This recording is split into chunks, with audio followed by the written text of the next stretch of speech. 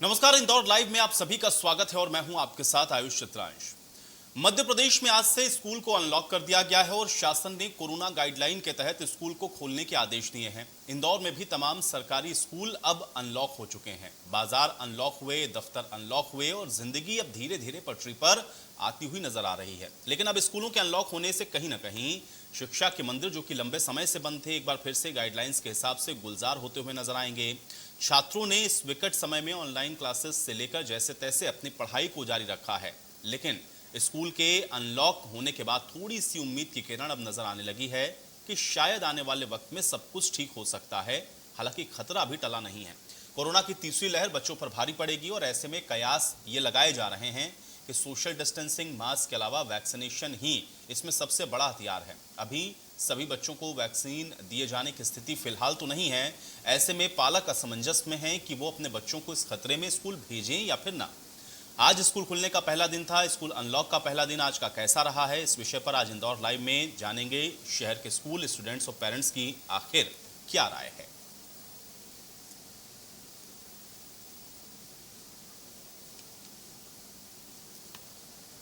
तो corona guideline के तहत स्कूलों को खोल दिया गया है।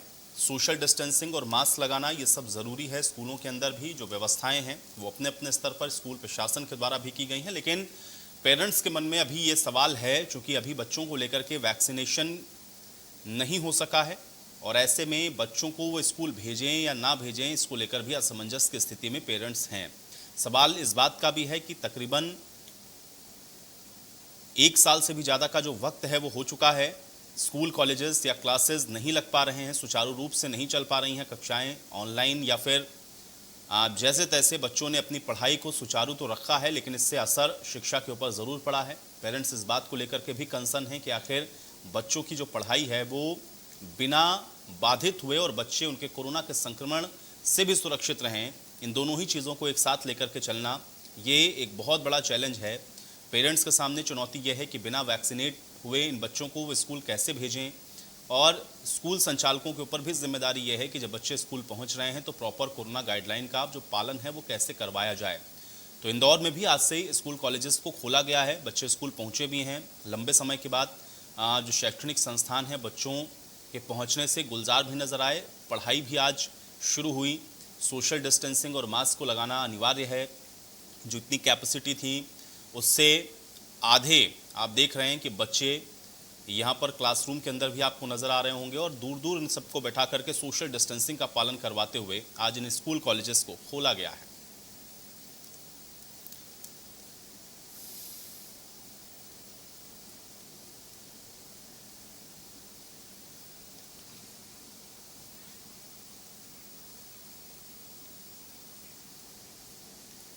और चलिए अब बस सीधे रुक कर लेते हैं इंदौर का। मेरे सहयोगी नाज वहां से जुड़ी हुई हैं। नाज, ओवर टू यू।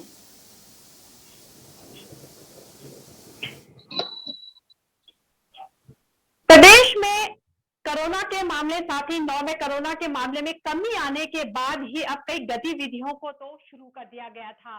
प्रदेश की आर्थिक राजधानी कहे जाने वाले इंदौर, और जिसे कि एजुकेशन हब के नाम से भी जाना जाता है, जहां पर आज स्कूल शुरू हो गए हैं। शिक्षा के मंदिर में करीब 16 महीने के बाद रौनक देखने को मिली हुई है। बच्चे काफी उत्साहित भी थे। हालांकि इंदौर में अगर हम बात कर रहे हैं इंदौर की, तो इंदौर में बहुत ज्यादा स्कूल नहीं खुल पाए हैं। जो सरकारी स्कूल हैं वो ही ज्यादा खुले हैं, जो निजी स्कूल है वो अभी पूरी तरह से नहीं खुल पाए हैं। जिस तरह से प्रदेश सरकार और जिला प्रशासन ने कोरोना गाइडलाइन जारी करी है, उसके तहत स्कूल आज खुलना थे। और इसी के साथ हम इस महत्वपूर्ण विषय पर चर्चा करेंगे, और जिसमें इस चर्चा में आज हमारे साथ शामिल हो रहे हैं श्री नीरज कुमार बहतोटिया जी, जो कि दिल्ली कॉलेज के प्रिंसिपल है। साथ ही साथ हमारे साथ रहेंगे आशीष शर्मा जी, जो कि पालक संघ के सदस्य है। साथ ही हमारे साथ रहेंगी सिया अरोरा, जो कि स्टूडेंट है। हम उनसे जानेंगे कि इतने दिनों बाद स्कूल खुले हैं तो उन्हें किस तरह का अनुभव हो रहा है, और साथ ही क्या उन्हें ऑफलाइन स्टडी ज्यादा पसंद आ रही थी इतने दिन से, या वो ऑनलाइन स्टडी में ज्यादा रुचि ले रही थी।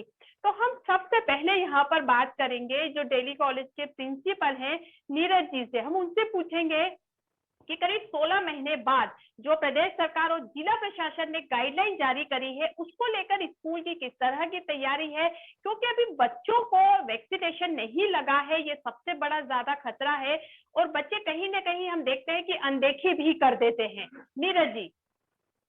थैंक यू नाज जी, आपने मुझे यहाँ बुलाया, आमंत्रित किया। देखिए, 16 महीने के बाद स्कूल खुले हैं ऐसा कहना ठीक नहीं है, क्योंकि स्कूल हमारे जनवरी से मार्च भी खुले थे और उस समय भी नवंबर में एक्चुअली गाइडलाइंस आ गई थी उस समय खोलने की, और मार्च के तीसरे हफ्ते में गवर्नमेंट ने बंद करे थे क्योंकि सेकेंड वेव आई थी।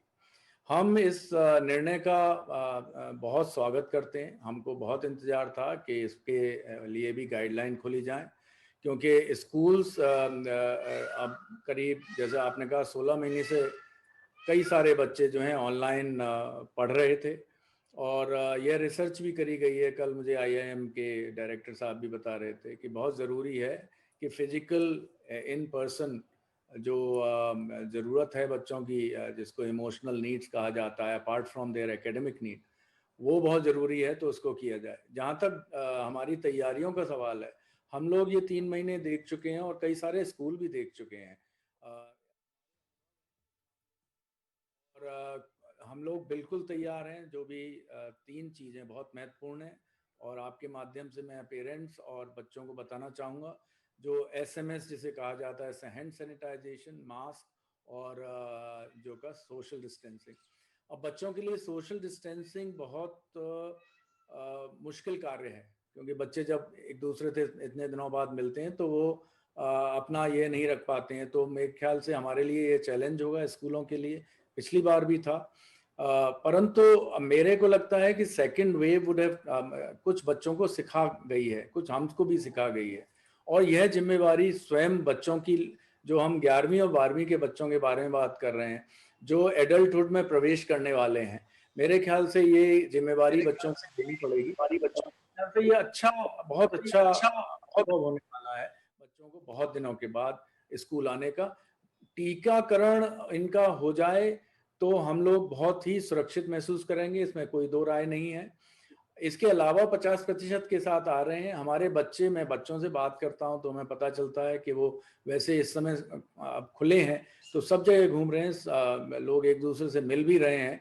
तो यह भी एक, क्योंकि स्कूल एक वातावरण है जहां पर थोड़ा बहुत सख्ताई से, टीचर्स के अनुशासन से ये पालन अच्छी तरह हो सकता है, जो सोशल डिस्टेंसिंग और हैंड सैनिटाइजेशन और उसका मास्क का है। तो उसको रखते हुए मेरे ख्याल से इसमें थोड़ी रिस्क जरूर है, इसमें कोई दो राय नहीं है, क्योंकि तीसरी वेव का आने का डर है। लेकिन यह डिसीजन अच्छा है, क्योंकि हमको अब ये कोरोना के साथ रहना सीखना है। इसमें यह कहना कि ये बच्चों की जान के लिए खतरा है या दूसरे के लिए खतरा है। अब इंदौर की अगर केवल बात करें तो यहाँ पर 80% से ज़्यादा वैक्सीनेशन 18 से ऊपर की उम्र का हो चुका है। यहाँ पर आपकी जो हर्ड इम्यूनिटी है उसके होने के चांसेस बहुत अच्छे हैं। अगर सीरो सर्वे कराया जाए तो आपको पता चलेगा कई बच्चों में भी वो एंटीबॉडीज हो चुकी हैं। तो मेरे ख्याल से ये बहुत अच्छा निर्णय है और हम स्कूल्स अधिकतर तैयार हैं। परंतु इसमें हो सकता है हम आज नहीं खोल पाए, क्योंकि कल रात को ये लोकल अथॉरिटी से आया था। हम पेरेंट्स से उनसे गूगल फॉर्म के द्वारा मांग रहे हैं कौन बच्चे भेजना चाहते हैं, कौन नहीं भेजना चाहते हैं। हमको हाइब्रिड सिस्टम चलाना पड़ेगा, जहां पर ऑनलाइन और ऑफलाइन साथ में चलेगा। हर कक्षा में 50% बच्चे होंगे। हाँ, हम पूरी 11वीं और पूरी 12वीं बुलाएंगे और उनको 2 कक्षाओं में बांटकर, क्योंकि हमारी एक कक्षा में 25 बच्चे करीब होते हैं, तो हम ये चला पाएंगे। बिल्कुल सर, आपने एक बात बिल्कुल सही कही है कि कोरोना के साथ हमें अब जीना होगा, सीखना ही होगा, जिंदगी हमें आगे चलानी है। तो जरूरी है कि हम अपनी गतिविधियों को भी हम जारी रखें। इसके साथ जरूरी है कि हम सुरक्षा के जो मापदंड हैं हम उसका भी ख्याल रखें। इसी के साथ मैं बात करूंगी आशीष शर्मा जी से, जो कि पालक संघ के सदस्य है। उनका इस बारे में क्या कहना है, क्योंकि पालकों को ले जो है वो बच्चों को लेकर कहीं ना कहीं उनमें थोड़ा सा डर है, थोड़े से भयभीत है कि बच्चे बाहर निकलेंगे, सामूहिक गतिविधि में भी वो लोग शामिल होंगे। तो पालक संघ का इस बारे में क्या कहना है, क्योंकि कुछ पालकों ने अनुमति दी है स्कूल जाने की कि, और कुछ पालक अभी भी असमंजस में है कि वो अपने बच्चों को स्कूल भेजे या ना भेजे। आशीष जी। नमस्कार नाज जी। देखिए, या मेरा ऐसा इस बारे में जितना फीडबैक मुझे पालक संघ के मेंबर्स से मिलता है या जो पालकों से मैं टच में बना रहता हूँ, उनकी मुझे मिक्स मिली है। ऐसा नहीं कि सभी ने मना कर दिया या सभी चाहते हैं कि भेज दो। हमारा 2 ही कंसर्न पालक का रहा है कि पेरेंट्स से कंसेंट फॉर्म बुला के कहीं न कहीं या तो सरकार अपनी ज़िम्मेदारी या प्रशासन अपनी ज़िम्मेदारी से बचना चाहता है, कि पेरेंट ने कंसेंट फॉर्म दिया मतलब वो अपनी मजबूरी या अपनी ज़िम्मेदारी से भेज रहा है। हम उनको बुला नहीं रहे हैं, ये आपकी ज़िम्मेदारी है, आप साइन कर दो मतलब आपकी ज़िम्मेदारी हो गई अगर कल को स्प्रेड होता है। और ये जैसा हम जानते हैं कोरोना एक स्प्रेडिंग डिज़ीज़ है। ऐसा नहीं है कि सिर्फ़ वो बच्चे को होगा, वो बच्चे से फैमिली मेंबर्स को हो सकता है, अगर उस बच्चे को कुछ प्रॉब्लम है और तो वो अपने साथी बच्चों को भी फैला सकता है। तो एक स्प्रेडिंग डिजीज में ये रिस्क बनी रहेगी। वो पेरेंट्स से कंसेंट फॉर्म लेना मतलब वो तो एक साइन करके देना है उसको कि अब आपने हाँ कर दी मतलब अब आपकी जिम्मेदारी हो गई, अब ना प्रशासन की जिम्मेदारी और ना कहीं ना कहीं स्कूल विभाग की या बोर्ड की या स्कूल की जिम्मेदारी नहीं, आप साइन कर चुके हो और स्कूल खोलना जरूरी है। लेकिन मुझे लग रहा है जब इतना इंतजार किया तो कुछ महीने और इंतजार करना चाहिए। जैसे हमारी सरकार वैक्सीन पे काम कर रही है, 1 महीने 2 महीने बाद ऐसा सुनने में आ रहा है अगस्त या सितंबर में वैक्सीन बच्चों के लिए आ जाएगी। 11-12 के बच्चे 15 या 16 साल के होते हैं, वैक्सीन आ जाएगी, उनको लग जाएगा, उसके 1 महीने बाद भी स्कूल खोला जा सकता है, जहाँ तक वो स्प्रेड कर रहे हैं। क्योंकि जैसा हमारे प्रधानमंत्री ने भी पहले कहा है कि जान ज़्यादा ज़रूरी है, जोखिम से ज़्यादा जान ज़रूरी है। स्कूल हम 2 महीने और प्रोलॉन्ग कर सकते हैं। तो जो स्कूल लग रहा है अभी जैसा 50% की बात हुई है, तो शायद जो मैंने आज पढ़ा और मैंने एनालिसिस किया, हफ्ते में 1 दिन बच्चा जाएगा। मतलब वो हफ्ते में सिर्फ 4 दिन जाएगा, मतलब महीने में 4 दिन हम्म जाएगा। तो उस 4 दिन हम्म के लिए बच्चे को जहाँ हम कहीं न कहीं हम एक मौका दे रहे हैं उसको एक कम्युनिटी में जाने का जो हमने थोड़ा बचा रखा है। तो जैसा बात कर रहे हैं कि सब कुछ खुल चुका है, बच्चा सिनेमाघर जा रहा है, गार्डन जा रहा है या ज़ू जा रहा है, तो वो बच्चे सब नहीं जा रहे हैं। उसकी इच्छा पे उसके पेरेंट्स के कंट्रोल में जा रहा है, या तो जाएगा या नहीं जाएगा। लेकिन जहाँ स्कूल की बात ओपन हो गई तो उसको जाना ही पड़ेगा कहीं न कहीं मजबूरी कंसेंट देके अगर स्कूल खुला तो 1 पर दिन के लिए आशीष जाए जी, अगर या बच्चा आशीष जी बच्चा स्कूल जा रहा है, हफ्ते में सिर्फ 2 बार जा रहा है, हम 11वीं और 12वीं के बच्चे की बात कर रहे हैं, अभी उन्हीं 11वीं और 12वीं क्लास के बच्चों की ही अभी स्कूल या उनको जाने की परमिशन दी है। मेरे ख्याल से बच्चे उस उम्र में होते हैं, समझदार होते हैं।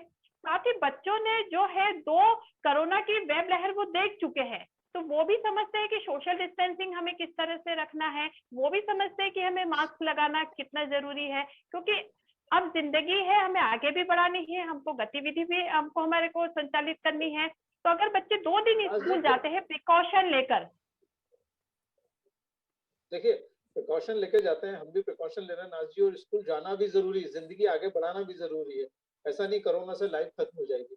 लेकिन हमारा ये कहना है कि 2 महीने या 3 महीने और रुकना चाहिए क्योंकि थर्ड लेयर की बात हो रही है। सारी गवर्नमेंट आप रोज़ आर्टिकल पढ़ेंगे या न्यूज़ चैनल देखेंगे, तो यही बात हो रही है कि थर्ड वेव की हमने क्या तैयारियाँ कर ली है, ऑक्सीजन बढ़ा लिया, मेडिसिन बढ़ा ली, हॉस्पिटल्स बढ़ा लिए, पीडियाट्रिक वार्ड्स बढ़ा लिए। मतलब कहीं न कहीं हमको डर तो है, तो क्या हम बच्चों को गिनी पिग बना रहे हैं कि एक बार इनको घर से बाहर निकाल के देखते हैं, होता है कि नहीं होता है? ये है कि अगर मंशा ये है तो अलग बात है।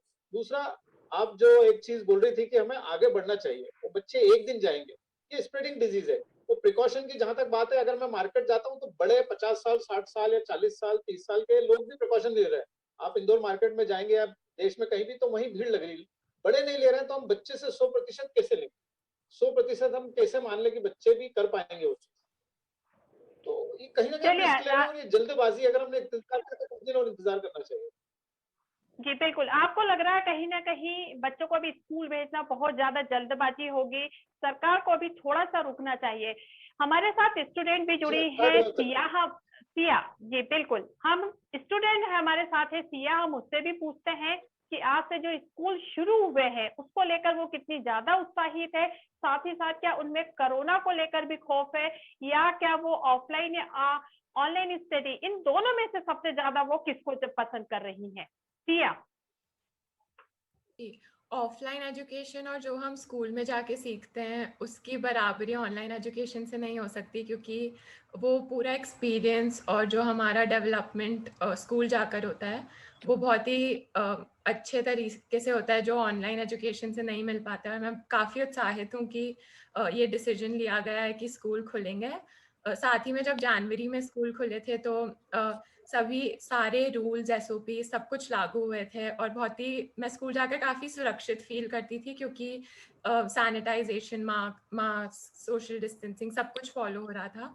तो मुझे उम्मीद है कि स्कूल खुल जाएं और हम लोग भले ही 50% अटेंडेंस के साथ पर हम लोग जा पाएँ, क्योंकि केवल पढ़ाई के लिए नहीं पर जैसा कि प्रिंसिपल सर ने भी कहा था कि हमारी मेंटल डेवलपमेंट, हमारे सामाजिक विकास के लिए भी काफ़ी ज़रूरी है कि हम स्कूल जाएँ वापस।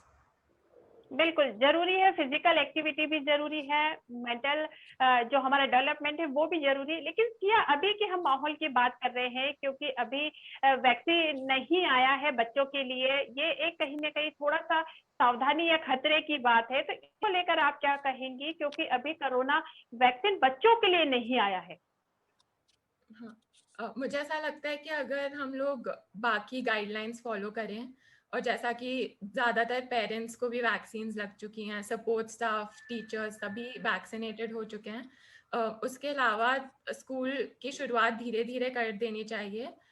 वैक्सीन रोल आउट मैं उम्मीद करती हूँ कि जल्दी शुरू हो जाए, पर उसके पहले भी अगर हमें स्कूल जाने का मौका मिले, क्योंकि थर्ड वेव के प्रिडिक्शंस हैं पर उसका कोई साइंटिफिक प्रूफ नहीं है कि वो कब आएगी। और मेरे हिसाब से 11वीं और 12वीं के बच्चे खुद भी काफ़ी ज़िम्मेदार रहते हैं, उनको अपनी रिस्पॉन्सिबिलिटी पता रहती है, तो वो खुद भी सारे प्रोटोकॉल ज़रूर फॉलो करेंगे स्कूल खुले तो। बिल्कुल, आपको उम्मीद है कि जो स्टूडेंट्स स्कूल जाएंगे वो प्रोटोकॉल फॉलो करेंगे, वो जो कोरोना की गाइडलाइन है उसको फॉलो करेंगे। मैं पूछना चाहूंगी नीरज जी से। नीरज जी, जैसे हमें सिया ने कहा कि वो प्रोटोकॉल और कोरोना की गाइडलाइन है वो बच्चे जो है उसको फॉलो करने के लिए तैयार है। आपने कहा आज आपके यहाँ पर क्लासेस शुरू नहीं हुई है, कल से शुरू होगी, तो दिल्ली कॉलेज में किस तरह के इंतजाम किए गए हैं ताकि बच्चे पूरी तरह से सुरक्षित रह सके? देखिए, डे स्कॉलर्स के लिए भी हमारा कॉम्बिनेशन है, पर डे स्कॉलर्स के लिए एक तो स्टैगर्ड अलग अलग समय पर उनके आने जाने का 10-10 मिनट बाद आने का इंतजाम किया जा रहा है। दूसरा, अंदर घुसते ही सबसे पहले इंफ्रारेड थर्मामीटर से उनका टेम्परेचर चेक होगा हर बच्चे का। सोशल डिस्टेंसिंग के लिए गोले लगा दिए हैं, उनको मालूम है किस तरह से जाना है। वहीं पर हमारे जो टीचर्स हैं फिजिकल एजुकेशन के और कुछ हाउस मास्टर्स, वो गेट पर खड़े होंगे और उन बच्चों को एक कतार में, एक लाइन में लेते हुए क्लासरूम में जाएंगे। हमारे बाथरूम्स में जो है हमारे टचलेस सोप डिस्पेंसर लगे हुए हैं, फुट ऑपरेटेड आपके वॉश बेसिन्स हैं, तो कहीं पर भी कोई टच करने की आवश्यकता नहीं है। पिछली बार भी जब स्कूल खुले थे, बच्चों को बहुत अच्छी ट्रेनिंग करा दी थी कि कोई भी एक दूसरे से कोई चीज़ लेगा नहीं, कोई एक दूसरे को छुएगा नहीं। जैसे बच्चों की आदत होती है हाई फाइव करने की, गले मिलने की, हाथ मिलाने की, तो वो कोई नहीं करेगा। इसके अलावा हमारे जो चतुर्थ श्रेणी कर्मचारी हैं, उनको हर मॉर्निंग में वो पूरी सैनिटाइज करते हैं, और हमारे पास डाइवर्सी कंपनी के बहुत ही अच्छे केमिकल्स हैं, उनके द्वारा होता है। एक सतह को साफ करने का, एक फर्श को साफ करने का, जैसे मेज कुर्सी वगैरह है, जो जैसे हैंडल डोर नॉब्स वगैरह हैं, रेलिंग्स हैं जहाँ बच्चे अधिकतर छूते हैं या लोग छूते हैं, उसको बार बार छूने सैनिटाइज करने के लिए इंतजाम किए गए हैं। जब बच्चे जाएंगे तो तुरंत सैनिटाइजेशन होगा। और सफाई 3 बार हो रही है, वॉशरूम्स की भी सफाई 3 बार हो रही है। तो ये पुख्ता इंतजाम हम लोगों ने कर रखे हैं। हमारे टीचर्स पूरी तरह से उनको चतुर्थ श्रेणी कर्मचारी को हमारे डॉक्टर ने बैठकर गाइडलाइन समझाए हैं, उनको क्या करना होता है। बच्चों को जब पहली बार आएंगे तो वो डॉक्टर से मिलेंगे, उनका पूरी जांच की जाएगी कि वो ठीक हैं कि नहीं, और उस आधार पर ही फिर वो कक्षा में जा पाएंगे। इसी तरह से हम बोर्डिंग स्कूल्स के बच्चों का भी इंतजाम करते हैं। आज आप डे की बात कर रहे हैं तो मैं डे तक ही सीमित रखूंगा। और इसके अलावा अगर कोई हमारा जो लोकल स्वास्थ्य केंद्र है उससे हमारे डायरेक्ट संबंध बने हुए हैं, अगर कोई ऐसी बात होती है हम तुरंत उनको इन्फॉर्म करते हैं। मार्च में भी हमारा ऐसा हुआ था और गवर्नमेंट का और लोकल अथॉरिटीज़ का बहुत सपोर्ट रहा था इस मामले में। तीसरा, हमने रैंडम सैंपलिंग करनी है इस बार, जो टेस्टिंग की है, तो एक सिस्टम बनाया जाएगा जिसमें टीचर्स, स्टाफ और बच्चों का रैंडम सैंपलिंग होगी हर हफ्ते। तो इस तरह के इंतजाम करे जा रहे हैं। मेरे ख्याल से बच्चे जो पहले आ चुके हैं, पेरेंट्स ने भी बहुत हमें सपोर्ट किया था और ट्रस्ट किया था। मुझे लगता है कि वो हमारा साथ इस बार भी देंगे। आशीष जी ने जो बात कही, मैं उससे पूरी तरह सहमत हूँ कि जिम्मेवारी हमारी इनकी नहीं है। मेरे ख्याल से ये जिम्मेवारी सब लोगों की है। देखिए, बच्चा पहले भी स्कूल आता था, हम पहले भी पेरेंट की जिम्मेवारी होती है, पेरेंट चूज कर रहा है, हम बताते ये हैं। स्कूल्स का कार्य है कि जो गाइडलाइंस दी गई हैं उसकी जिम्मेवारी से उसको फॉलो करें। तो ये बिल्कुल। फिर बच्चों को हमको समझाना है कि वो अपने जो ये 3 नियम है, हैंड सैनिटाइजेशन, मास्क और सोशल डिस्टेंसिंग, उसका जिम्मेवारी से पालन करें। अगर ऐसा होता है तो मेरे ख्याल से हम सक्सेसफुल रहेंगे। 1-2 महीने बाद वैक्सीन भी आ जाएगा इन बच्चों के लिए, तो हम और भी ज्यादा सेफ करेंगे। और 1-1, 2-2 दिन की जहां तक बात है, ये एक स्टैगर्ड तरीका होता है स्कूल को शुरू करने का। बच्चों को भी इतने समय बाद आदत पड़ेगी वहां आने की, उनको भी प्रैक्टिस होगी। तो 1-1, 2-2 दिन आते हैं, 4 दिन घर रह रहे हैं, तो उससे भी जो चांसेस हैं वो कम होते हैं और उनको स्कूल आने का भी मौका मिलता है। तो मेरे ख्याल से ये स्टैगर्ड तरीका गवर्नमेंट ने अपनाया है और हम तो चाहेंगे कि 6 दिन आए, पर धीरे धीरे यह भी संभव हो पाएगा। बिल्कुल। नीरज जी बहुत धन्यवाद आपका, आशीष जी आपका भी और सिया आपका भी बहुत बहुत धन्यवाद। बच्चे चूंकि हमारे देश का भावी भविष्य है, उनकी सुरक्षा का ध्यान रखना बेहद जरूरी है। तो जो कोरोना का प्रोटोकॉल है, कोरोना की जो गाइडलाइन है, उसी को ध्यान में रखते हुए बच्चे भी अपनी सुरक्षा का ध्यान रख रहे हैं, स्कूल भी तैयार है, साथ ही साथ जो अभिभावक है वो भी बच्चों को समझाई दे रहे हैं कि किस तरह से कोरोना की गाइडलाइन का पालन करते हुए उन्हें अपनी जिंदगी की, अब कह सकते हैं हम, कि नई शुरुआत करना होगा। आज के विषय में फिलहाल इतना ही। आप देखते रहिए इंडिया न्यूज मध्य प्रदेश छत्तीसगढ़।